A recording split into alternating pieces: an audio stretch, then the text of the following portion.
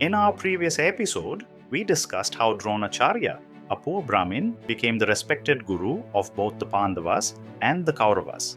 However, before Dronacharya, another great rishi played the role of the teacher to Kuru dynasty, including King Pandu and Dhritarashtra. This was none other than Kripacharya, one of the seven Chiranjivis. Kripacharya's twin sister, Kripi, was married to Dronacharya, further linking their destinies. Like many great rishis, Kripa and Kripi had an extraordinary birth. They were the grandchildren of Rishi Gautama, one of the Sapta rishis, and his wife Ahalya. Their story is mentioned in several ancient texts, including the Ramayana, the Yajurveda, the Ganesha Purana, and the Vamana Purana. This widespread documentation indicates that they lived through multiple yugas and is deeply connected to many other Indian epics. The story of Rishi Gautama and Ahalya.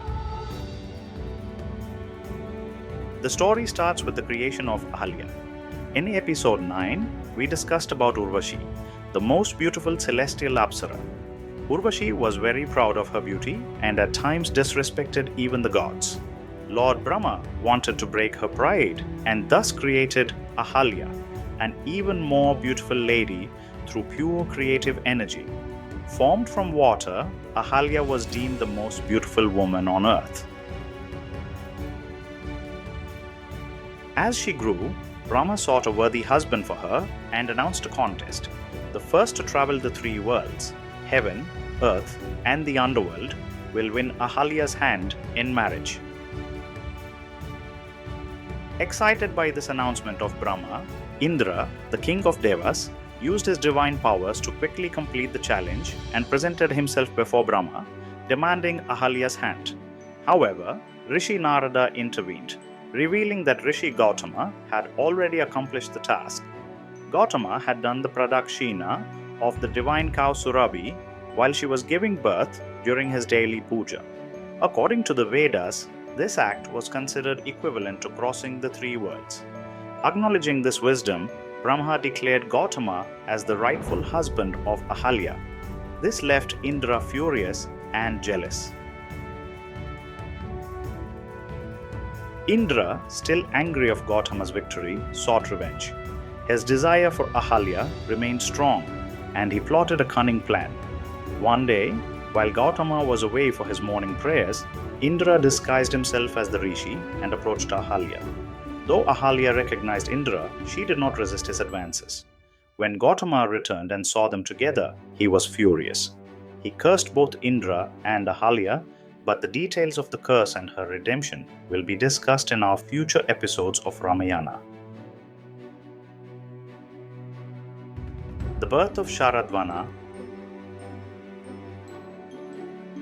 According to the Mahabharata's Adiparva, Gautama and Ahalya had two sons, Sharadvana and Chirakari.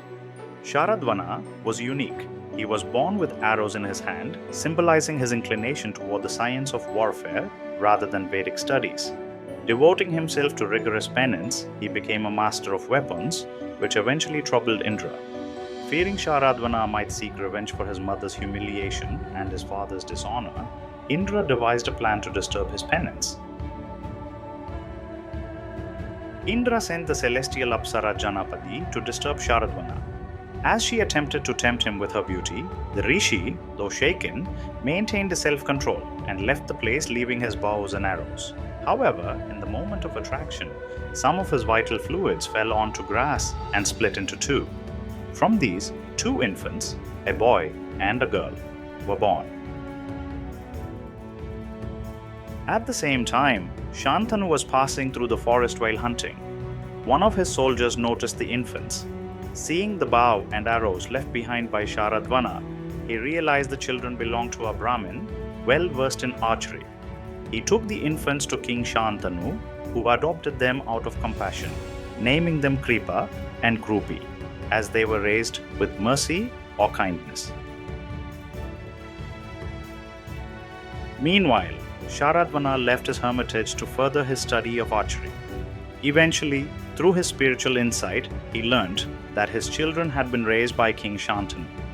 Pleased by their upbringing, he came to the palace and took on the responsibility of educating Kripa. Under his father's guidance, Kripa mastered the 5 branches of Dhanurveda and became an expert and unbeatable warrior. In the Udyoga Parva of Mahabharata, Bhishma describes Kripa as a mighty warrior who was able to fight 60,000 warriors simultaneously. Kripacharya's reputation as a skilled warrior and teacher spread far and wide. Princes from various clans, including the Yadavas and Vrishnes, the clan of Vasudeva Krishna, came to him to learn the art of warfare. His wisdom and martial expertise played a crucial role in shaping the warriors of the Mahabharata era. As in every episode, let's explore some of the places linked to the characters we discussed. While there aren't many locations specifically associated with Kripacharya, several significant sites are connected to Rishi Gautama and his wife, Ahalya. The first one is the Ahalya Sthan, dedicated to Ahalya, situated in Darbhanga, Bihar. The temple in its present form was built in the 16th century during the rule of Maharaja Chhatra Singh and Maharaja Rudra Singh. Another well-known site is the Chandrabani temple in Dehradun. According to legend, Maharishi Gautama resided here with his wife Ahalya and their daughter Anjani. It is said that the Rishi meditated at the sacred spot for many years, earning the admiration of the local people. The temple is also believed to be the place where Maharishi Gautama invoked the incarnation of goddess Ganga on April 13th. To celebrate this event, a grand fair is held on this day every year. Hope you enjoyed this episode. If yes, please like, share, and subscribe.